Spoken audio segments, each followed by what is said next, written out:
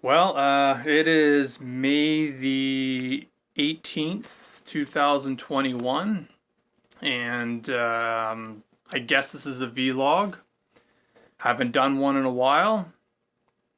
The last time I did one was in November, and ever since then, if you've seen the last one, you'll probably get why. Just haven't really had anything positive really to say, it's just like it's not to say that I didn't have some story. It just wasn't going to be good. Like I like to do like the like a New Year's recap slash whatever you want to call it. Didn't even do that. And I had some creative ideas and bits of the story to want to but I just didn't feel like it. Just didn't. So why am I doing this now? What's so special today? Well, all the everything shit's hitting the fan. I have run out of backup plans, if you will. Uh yeah. So you know what? I guess I'll just kind of share my story to the best that I can as like a sort of one take, and hopefully I kind of it's all there. um, let's go back a little over a year ago, back when I had my job. Now, I gave in my 2 week notice about mid February. I was like, okay, this is my 2 week notice, but I'm not particularly in a rush. There's no specific date. I'm just wanting to let you know this isn't the place for me anymore. I need to move on. And the short story is, my last day was March, like the last weekend in the first bit of March. So I think I did like 3 weekends or something like that. And the reason why I did that was for good reasons. The work that I was doing wasn't really. I mean, it was what it was, and it was the reason why I needed to leave was because, like, as you're fully aware, certainly by now, I've been trying to build a video marketing business for a couple of years now, and my work has interfered with the schedule. Not all the time, but just enough to, I was missing opportunities and events and things that I just, I was at work. And so I had to make a bit of a decision on getting out, or I needed to leave at some point, and it was the best time to get out. At the time, I was pretty close. Now I didn't get a deposit, and I'm in sales, and I know once you don't have a sale till you get a deposit. But I was pretty certain, pretty close that I had already had a customer kind of lined up, and for all intent and purposes, between my savings and that and everything, it was just like, hey, from a financial point of view, let's do this. Now I had a whole bunch of other stuff going on. I had a lot of networking events that I was going to. I was in the process of getting set up with the Chamber of Commerce, and more specifically, I was interacting with the people that set up the networking events. I was gonna also plan to do like a networking marketing. Anyway, that's a whole other story for another video. And so I had a lot of things kind of lined up, and it was a good time to, here's my 2 weeks, time to go. So, the first weekend in, I'm all, excited and nervous about getting out there and, filling up my schedule and just, ready to go. Like, and for what it's worth, and I'll be, disclose this, like, I'm pretty frugal about my dollars. I certainly believe that you should have 3 months savings in your bank account and treat that as zero. I'm very responsible, if you will, when it comes to stuff like that. And so I had that and a little bit more than that. Plus, so from a financial point of view, I wasn't worried about quitting my job. I was okay.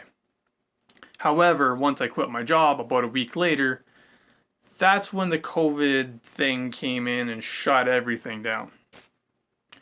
Now, at first, like everybody, I was concerned about what was going to happen. The I saw opportunity, but at the same time, I saw my target customers, they were going to be the first people to get shut down and the longest to be shut back or to be brought back into business. You know, I knew right from the get-go. You can check my other videos. I've got other videos on this, but I knew that something wasn't right, and this is going to hurt and last a lot longer than people wanted to believe back then. So anyway, I never did want the COVID checks at all, period. No ifs, ands, or buts. But by about April or so, I think it was like in April is when I applied for it. I took it in 2 batches, April and in September. Excuse me. But by April, like a month into the COVID lockdowns, basically all my contacts, either their businesses were being shut down, the contacts that I had, they either lost their job or they're no longer in that position, or this that. The guy that I was, you know, like he was having some other issues relating to, anyway, other issues. So yeah, April I had nothing in the foreseeable future, so I did apply for the COVID. And I didn't have any problems applying. Got the money. Okay. Wasn't really stressing, but I wasn't really happy about the whole COVID story that was all over the news. So anyway, let's fast forward to September. September was when I got my second batch, and basically kind of caught up and whatnot. And again, it was mostly just out of like necessity. It was like, why not? You know? I mean, I qualify for it. It wasn't like I have no reason to believe that there was any reason that I shouldn't have. But anyway, in September, that's when my depression really started to kick in, because I did not have any plans or saw any foreseeable plans about, you know, where my next dollar was going to come from. Now, I will admit, between my savings and the COVID benefit minus my living expenses, I was net positive, not by a whole lot, you know, maybe like, you know, 1,500 or something like that. Like, but I figured I was gonna hold on to that, or that was gonna carry me till probably winter, end of winter at the very latest. So as we got through the winter, I got more and more depressed because, well, the flu season kicked in and more drama, and there's just, you know, like the whole COVID drama, right? Just more, and more. And I basically, well, yeah, I mean, the tourism industry isn't going to come back for, as far as I believe, never. So anyway, like I said, in the summertime, I had readjusted some things, and I'm still able to this day to be able to, but the problem is like, again, this is more COVID drama. There's a lot more businesses that are still yet to shut down. A lot of businesses were propped up on debt. There's like half the business, or I don't know, arbitrarily speaking here, a lot of businesses are like running at half productivity, and their overhead is more than that. And I'm more involved today with some of those backstories, and I'm hearing a lot of them. There's a lot of businesses shutting down. A lot of people are closing the doors.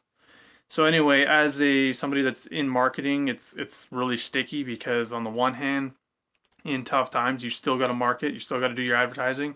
When you look back in history, the Great Depression, this is those that were able to still essentially maintain sales. You know, they had to adapt. They still had to have something of value. They still had to, you know, but they were the ones that were able to survive. But I don't know who those companies could or may not be. You know, like, it's hard for me to. So between that and not being able to network, yada yada,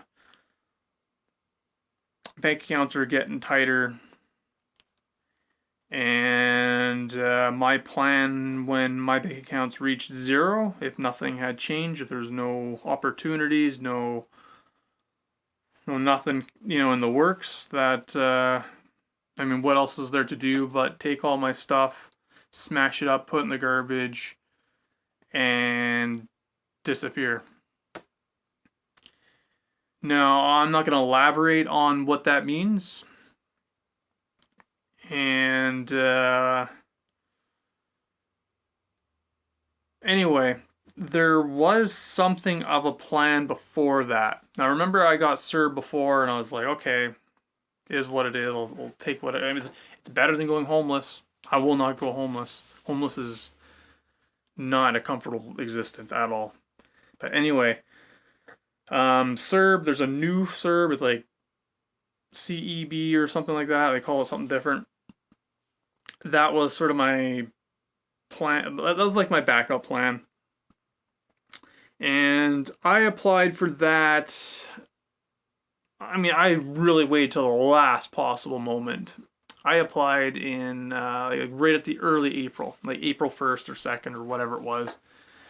And so yeah, I applied for it, and then it was asking for documentations about.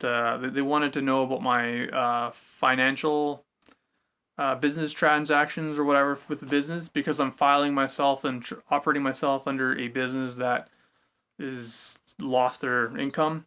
Now, even without the business, based off of everything else, I still qualify. But because I had quit my job, EI wasn't an option, and I still figured, just even out of my pride, I'd rather just, I'm a video marketer. I'm in marketing. I want to work in marketing, and I'm looking for marketing work. Um, but anyway, they wanted an invoice. Now, as of up to date, I haven't actually made an official invoice. It's all been sort of handshake deals or whatever. I've claimed all of them on my taxes. I haven't hidden any of them or accepted anything, except for in one case where it was I got cash cards. But that's going like 3 years back or whatever it was. I don't think that really counts or matters, but in any case, so I've claimed it all on there. So like as far as the accounting is aware, they should be aware that I've got a business, but eh, I'm not an accountant. I don't know how they set it up and what it needs to do. But anyway, I don't have an invoice. So anyway, instead of sending them those, like the documents that I guess they were hoping to see, where I can just go, yep, okay, check, or whatever they do, I sent them basically a letter that stated my situation from quitting my job right up to the present day, and that I filed those ones on April the 12th, and all at that time all I had was next month's rent, and I was basically floating my food on my credit. Um, well, since then, I've called them, and they're back ordered or whatever you want to call it. They got so many cases that they're dealing with now. Apparently, with the old CERB, it was very easy to get in a sense. There's some scams or whatever, whatever. So I get that they're making those improvements or whatever. I don't blame them for that. But the lady on the phone said that they're about 2 months behind. I think her words were they haven't even started Marches, or was it February? I think it could have been February's. Like it was like 2 months. So at the time that she said that, and at the time that I had sent out my thing, I'm looking at like June, July, and I don't have the resources to fend myself off, even for like, well, even my fridge is empty, my cupboards are empty. I have no breakfast. I have like this morning I had like that was my last cereal, and I had like a third of a bowl. You know, I'm eating Costco, big bag of munchies. It was on sale for $5, and you get like 1,100 grams. Like I'm eating that for carry on. I'm granola bars. Um, for months, probably since January, I'd say I've been super slashed my diet. Like I'm only eating if I need to, and I'm feeling the malnourishment. I'm feeling salt deprived. I know what it feels like. I know So salt is easy. I can just fix that. But in any case, so I don't feel good at all. So I have no money. I got no food. I got nothing coming in, which brings me to the point where I think I'm at the end of my road. I think it's I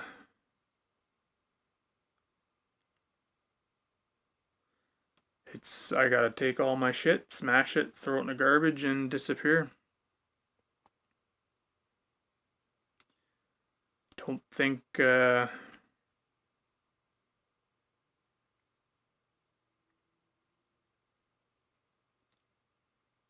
don't know what the odds are. In fact, I'm even contemplating.